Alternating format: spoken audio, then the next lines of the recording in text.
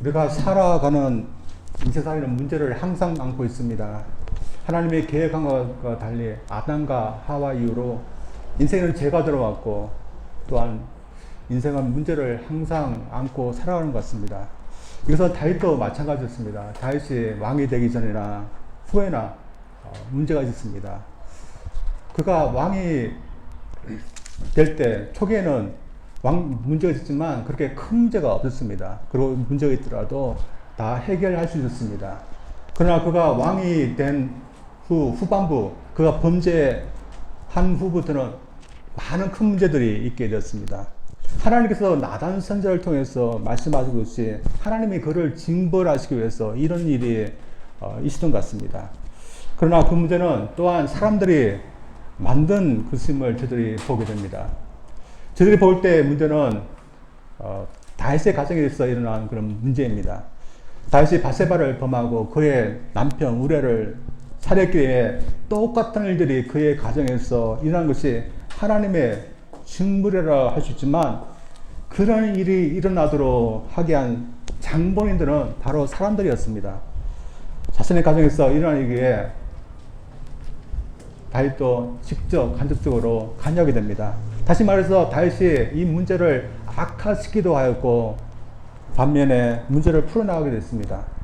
저는 다윗의 이 문제를 보면서 저들의 문제를 보기를 원하며 또한 다윗이 이 문제를 풀어가는 것을 보면서 또한 지혜를 얻고자 합니다.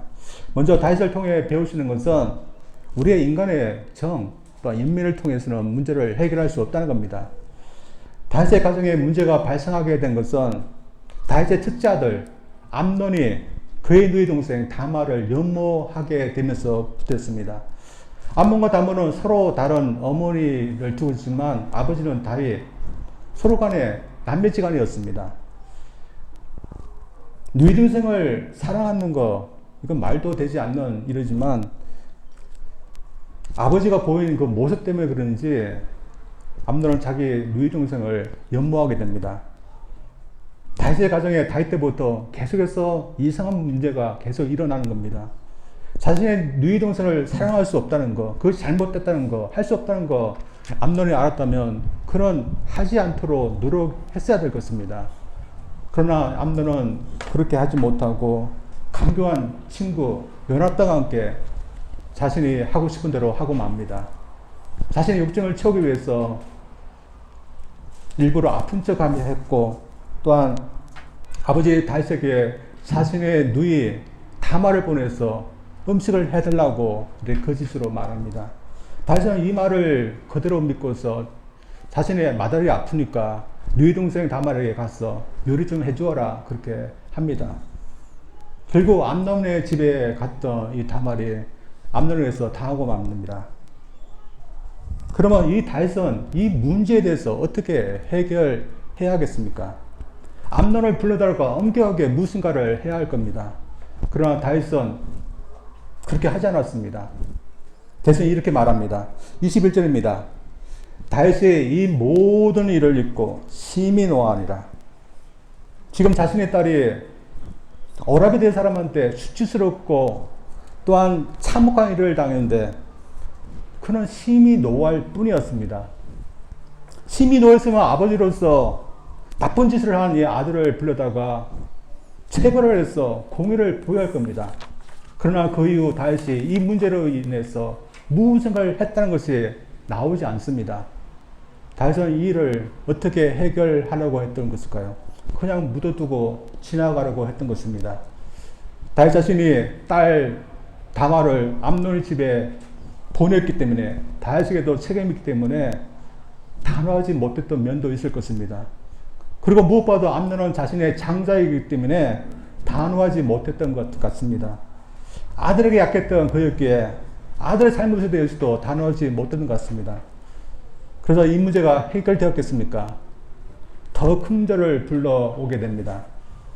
다윗이 단호하게 잘못을 다루지 못하자 그것에 대해서 압살롬이라는 아들이 아버지에게 반발을 하게 됩니다. 다말은 압살롬의 친누이였습니다. 친누이의 문제를 그냥 덮어두고 아무 일도 하지 않고 지나가는 아버지에 대해서 크게 실망했을 것입니다. 그리고 그 실망은 아버지에 대한 반항심으로 판벌로 이어지게 됩니다. 아버지는 그냥 지나고 그랬지만 그는 그렇게 하지 못했습니다. 그래서 그 2년 후에 그가 스스로 복수를 하게 됩니다. 공정한 절차를 거쳐서 처벌을 받게 되는데 자신의 손으로 직접 복수를 한 이 압살롬의 행위 분명히 잘못된 것입니다. 자신의 형인데 자신의 손으로 살해한 겁니다. 따라서 복수를 하고는 그는 도망을 가버립니다. 외가로 도망가 버렸습니다. 거기서 3년을 지내게 됩니다. 여러분, 우리 같으면 어떻게 할까요? 우리 자식 중에서 우리도 속이고 형제도 속여서 축제에 참여하게 하고는 형을 죽인 이 자식이 있다면 우리는 어떻게 하겠습니까? 외가에 가더라도 불러대어서 단호하게 어떻게 할 겁니다. 그러나 그는 아무것도 하지 않았습니다. 3년이 지나자 할 수 없이 이 요압이라는 신하가 났습니다. 그래서 어떤 여인을 사서 교묘하게 다윗이라고 자신의 아들을 용서하고 돌아오고 합니다. 그러나 그 아들이 왔을 때 이 다윗은 아들의 얼굴을 보지도 않고 또 궁궐에도 못 들어오게 합니다. 그리고 또 다시 2년이 지났습니다.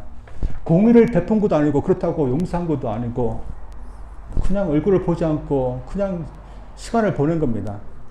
그러자 죄를 이 압살롬이 죄를 깨닫기는커녕 아버지에 대한 불만만 계속해서 커지게 됩니다. 그래서 이 압살롬이 참 못된 자식이 됩니다. 그래서 참 못되게 요압의 밭에다가 불을 놓아서 아버지를 만나게 해야 합니다. 그래서 아버지를 만나게 됩니다. 그래서 둘이 서로 만나게 됩니다. 그러나 그 자리에서는 서로 화해하는 것도 없고 그렇다고 용서하는 것도 없고 공의를 베푸는 것도 없었습니다. 아무도 없었습니다. 왜 다윗은 이 압살롬에게 답답할 정도로 아무것도 못하고 있는 것일까요? 아마 남이었으면 그는 당장 불려다 조치를 했을 것입니다. 그러나 그는 자신의 아들이었기 때문에 차마 가혹한 일을 할 수 없었던 겁니다. 자신에 대한 연민 또한 자신을 너무 아끼는 마음, 그것이 강했던 다윗, 그로 인해서 그는 그보다 더 소중한 것을 잃어버렸습니다. 그것은 하나님 말씀대로 하나님 방법대로 하는 것이었습니다. 가정에서 자식들끼리 서로 좋지 못한 일이기 때문에 하지만 그래도 불구하고 그는 하나님의 방법대로 했습니다. 하나님의 방법이 체벌을 하고 적절한 훈계와 또한 정의를 행하는 것이라면 마음이 아프도록 자식들에게 그렇게 했어야 됐습니다. 저희들도 자식들에게 참 약한 면이 있습니다. 자식들이 아파하는 거, 힘들어하는 거, 그것을 참 보지 못하는 그런 부모들이 많이 있습니다. 그래서 자식들이 잘못을 하여도 훈계를 하지 못하고 그냥 넘어가는 자식들이 있습니다. 그것은 자식들이 훈계를 하면 힘들어할까봐 못하는 그런 부모들이 있습니다. 어떤 부모의 경우 아이가 어린 경우 가게 가서 과자 한 봉지를 훔쳐왔습니다.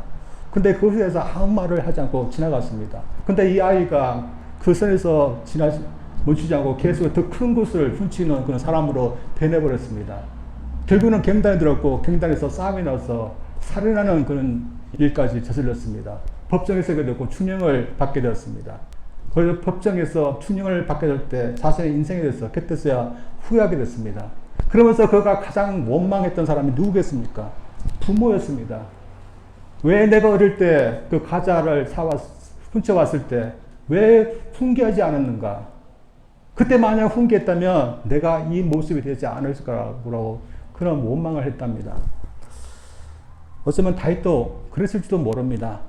암논이 자신의 누이 동생을 범했을 때 분노만 할 것이 아니라 불러놓고 엄하게 어떤 공인한 일을 처리했다면 암논이 죽는 일도 압살롬이 반항해서 반역하는 일도 일어나지 않았을 것입니다. 부모의 연민이 필요하지만 부모의 연민보다 더 중요한 것은 하나님의 명령, 하나님의 방법에 순종하는 것입니다. 따라서 자식의 잘못을 한 경우 하나님의 방법은 무엇입니까? 에베소서 6장 4절 말씀은 이렇게 말합니다. 또 아비들아 너희 자녀를 노엽게 하지 말고 오직 주의 교양과 훈계로 양육하라. 히브리서 12장 말씀은 이렇게 말합니다. 징계는 다 받는 것이오늘 너에게 없으면 사정자여 참 아들이 아니니라. 하나님은 자녀라고 연민만 하지 말고 훈계하라고 했습니다. 잘못이 있으면 징계라도 하라고 했습니다. 하나님도 자신의 자녀들에게 징계한다고 하셨습니다. 미국의 유명한 목사님이었던 무디 목사님에게 어떤 여인이 신앙 상담을 하기 위해서 찾아왔습니다. 그녀가 하고 싶었던 신앙 상담은 자신이 아무리 잘못한 일을 하도 하나님께서 아무런 징계를 하지 않는다는 것이었습니다. 하나님께서 자신이 아무리 나쁜 일을 하도 징계하지 않는 것을 보면 하나님이 안에 계신 것 같다. 그 문제에 대해서 상담하러 왔습니다. 그렇게 무디 목사님이 그녀에게 하나님이 안에 계신 것이 아니라 아마도 자매님이 하나님의 자녀가 아닌 것 같다. 그런 말을 하는 겁니다. 이 자매님이 깜짝 놀라면서 제가 하나님의 자녀가 아니라고요. 저는 오랫동안 교회를 출석했습니다. 그때 무디 목사님이 정말 자매님 하나님의 자녀라면 하나님은 그냥 내버려 두지 않았을 거라고 말했습니다. 하나님은 자신의 자녀가 잘못하면 징계를 해서라도 고치십니다. 그것이 하나님의 방법입니다. 그러나 오늘날 많은 사람들이 이런 하나님 방법을 싫어합니다. 그래서 문제가 생길 때 고민은 생각하지 않고 연민으로만 해결하려는 사람들이 있습니다. 그래서 인간의 자유, 인간의 권리에 대해서는 말하지만 하나님의 명령에 대해서는 말하지 않는 이 세상이 된 것 같습니다. 그래서 오늘 사람들의 해결 방법에 대해서 강조하는 것이 무엇입니까? 하나님의 방법이 아니라 우리 인간에게 무엇이 더 유익한 건가? 그것을 더 강조합니다. 그래서 사회의 그 문제에 대해서도 책임과 공의 없이 자신의 권리만을 중요하게 그것만 주장하게 된다면 해결책이 없는 겁니다. 이러면서 저희들 어떠할까요? 저희들 가정도 저희들의 교회도 또한 저희들의 사역정도 하나님의 방법으로 해결해야 될 줄 믿습니다. 그래서 세상 사람들이 하나님의 방법이 생각할 것이 있느냐? 훈계, 징계, 책임 그런 것보다는 권리 또한 자신의 이익을 옹호하는 것을 통해서 그렇게 하면 문제를 해결할 수 있다 말하지만 하나님의 방법을 해야 되지 문제를 해결할 줄 믿습니다. 그래서 하나님의 방법인 사랑 제대로 해야 됩니다. 그러나 사랑도 하지만 그와 함께 훈계도 해야 되고 잘못했던 것이 그것은 고칠 수 있도록 징계도 해야 됩니다. 따라서 저희들 이 다윗의 가정의 문제 사랑만 있었고 징계가 없었던 또한 훈계가 없었던 이 가정 저희들 그것을 보면서 우리가 자녀를 문제 또한 저희들의 가정 또한 저희들의 삶의 문제 하나님의 방법대로 할 수 있기를 원합니다. 두 번째로 다윗을 통해 배울 수 있는 것은 하나님을 믿고 의존하는 것이 문제를 푸는 방법이라는 것입니다.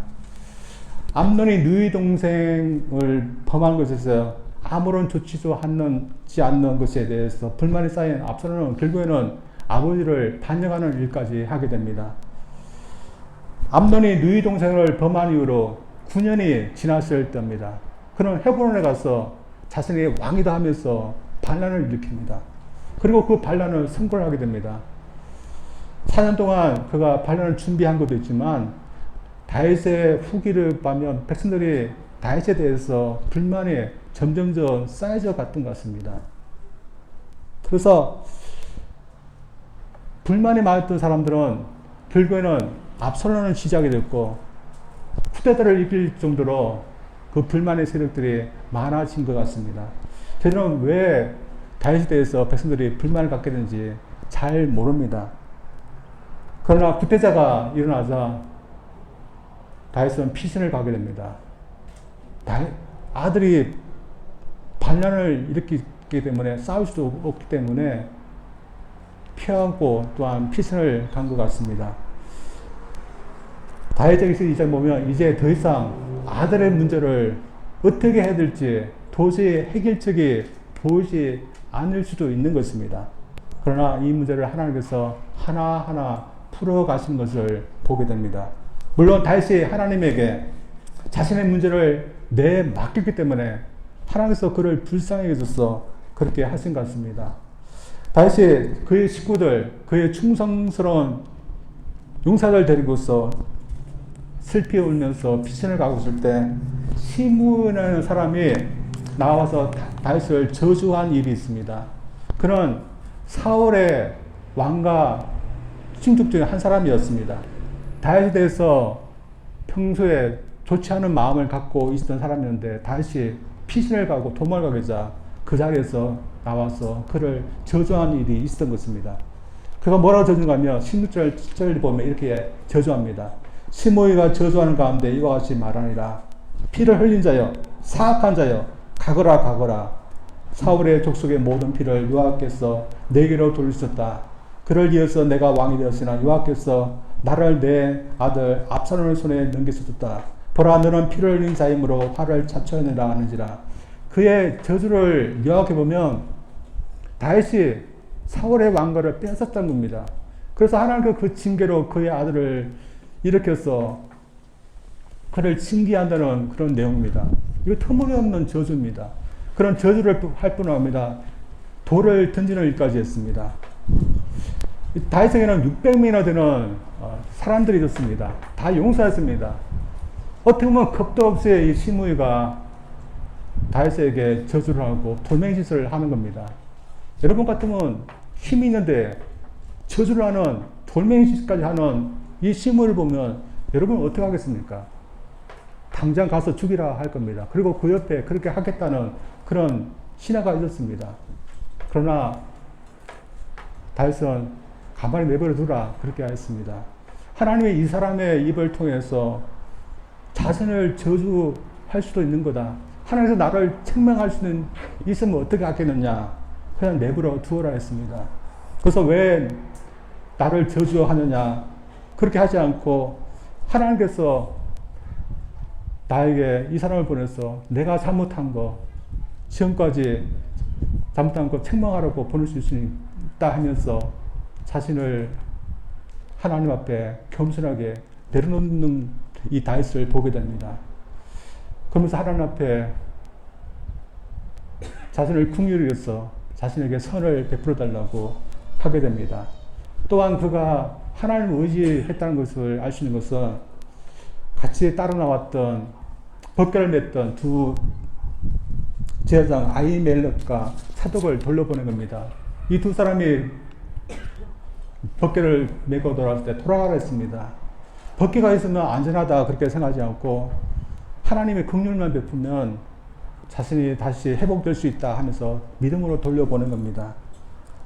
따라서 이런 것을 볼 때 그가 오늘날 제대로의 말로 바꾸면 무엇을 했다고 말할 수 있습니까? 그럼 하나님 앞에 내가 이런 처참한 상황 가운데 있습니다. 하나님 나를 도와주세요. 내가 이런 비참한 상황 가운데 있지만 하나님이 저에게 긍휼을 베푸시면 저를 회복시킬 수 있음을 믿습니다 하면서 자신의 문제를 하나님 앞에 솔직하게 내맡긴 겁니다. 하나님 앞에 이렇게 문제를 맡겼을 때 하나님께서 그를 도와주시고 그의 문제를 해결하신 것을 저를 보게 됩니다.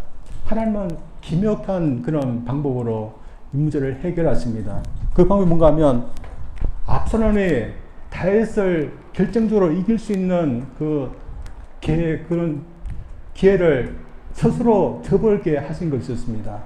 압살롬이 반란을 일으키고 왕궁에 도착했을 때 다윗은 매우 지쳤고 아직 요단강을 건너기 직전이었습니다. 그래서 군사를 보내서 치게 하면 모든 군사도 죽고 다윗도 죽을 수 있는 그런 위험한 상황이었습니다.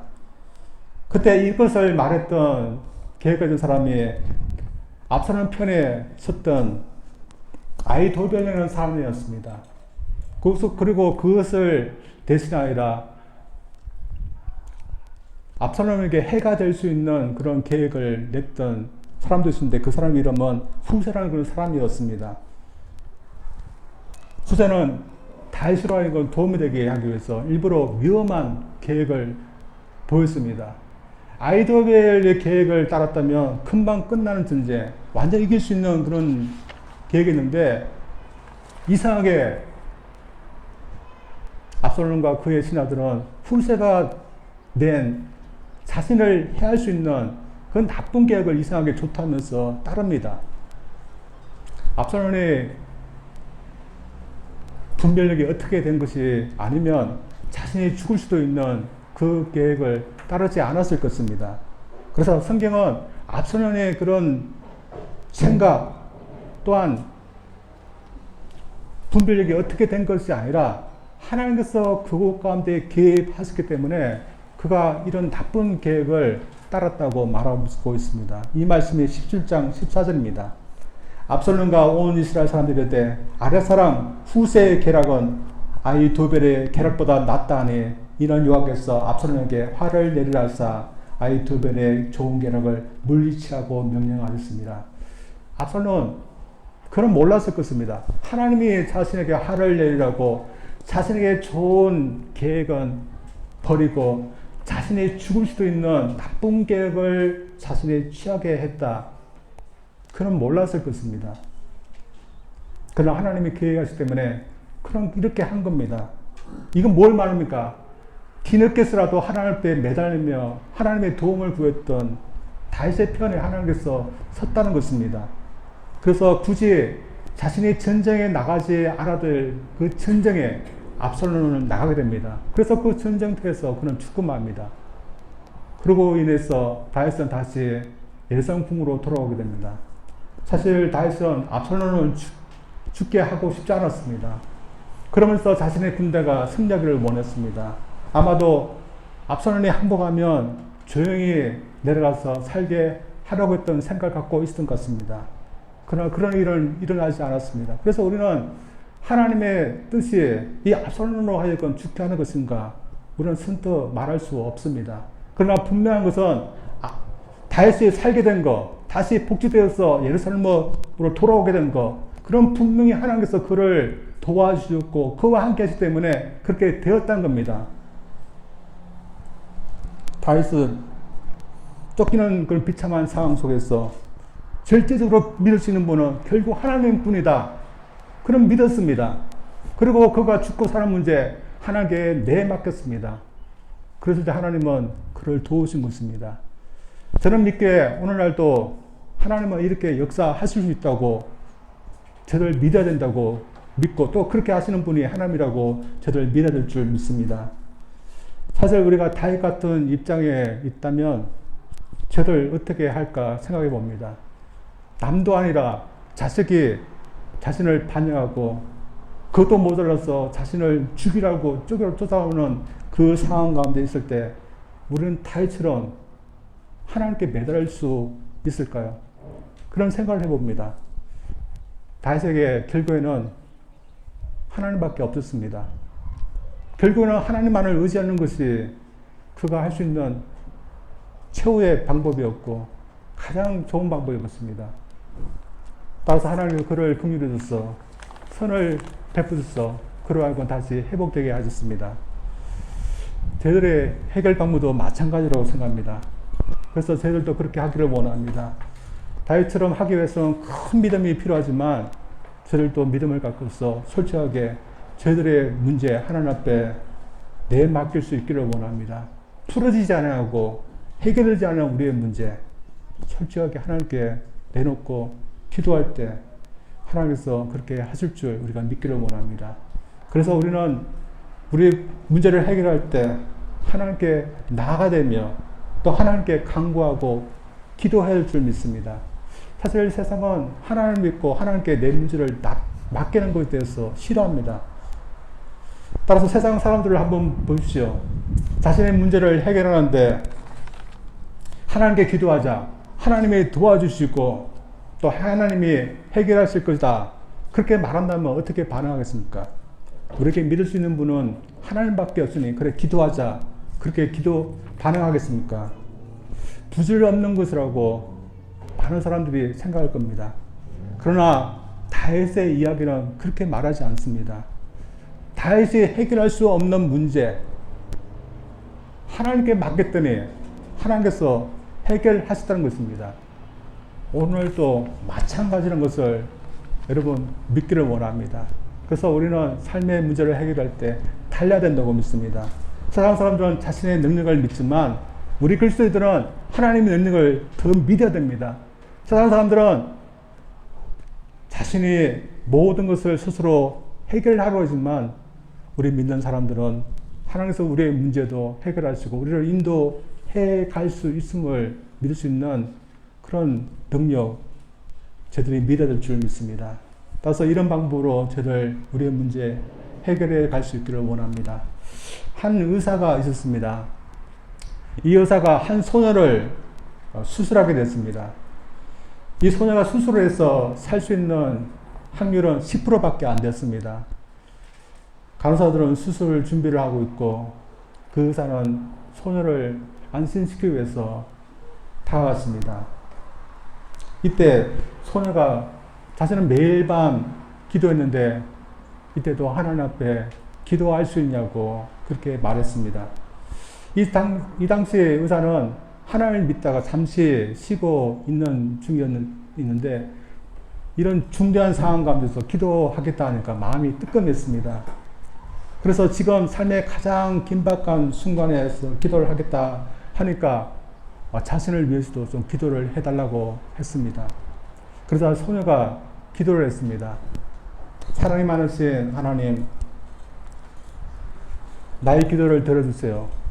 오늘 밤 당신의 이 어린 양을 지켜주세요. 그리고 예수님, 의사 선생님에게도 축복해 주세요. 의사 선생님이 많이 고통스러워합니다. 하면서 기도를 했습니다. 자신은 주님을 떠나 살고 있는데 자신을 주님께 맡기며 편안하게 기도하고 있는 이 소녀를 볼 때 자신의 마음속에도 뜨거운 무엇인가 올라오면서 눈물이 났답니다. 그리고 자신도 주님 앞에 기도를 했답니다. 오 하나님, 나를 용서해 주세요. 그리고 이 소녀의 생명을 구해 주세요 하면서 이 소녀도 또 믿음을 회복했던 이 여사 선생님도 같이 기도를 했습니다. 그리고 수술을 했습니다. 수술이 어떻게 됐겠습니까? 살 확률이 10%밖에 안 됐다는 이 소녀가 수술을 받고서 아주 건강하게 되었다는 그런 말이 있습니다. 다윗은 아들에 의해 쫓겨나고 아들과 싸워하는 비참한 상황 가운데 있을 때 이 소녀와 같은 기도를 했을 것입니다. 저희들도 마찬가지로 믿습니다. 저희들도 주님을 믿고서 주님 앞에 문제를 해결해 달라고 할 때 하나님께서 분명히 들어줄 줄 믿습니다. 여러분, 우리가 비참할 때만 하나님께 매달릴 것이 아니라 우리가 마음이 편하고 삶이 편할 때도 하나님께 나가야 됩니다. 그것이 우리가 해결할 수 있는 유일한 방법입니다. 여러분, 이 다윗을 보면서 저들이 우리 하나님 앞에 나가서 기도하고 하나님께 구하는 것이 우리 삶의 문제를 해결할 수 있는 길임을 믿고 그대로 살 수 있는 저희들 되기를 주님 이름으로 축원드립니다. 기도하겠습니다.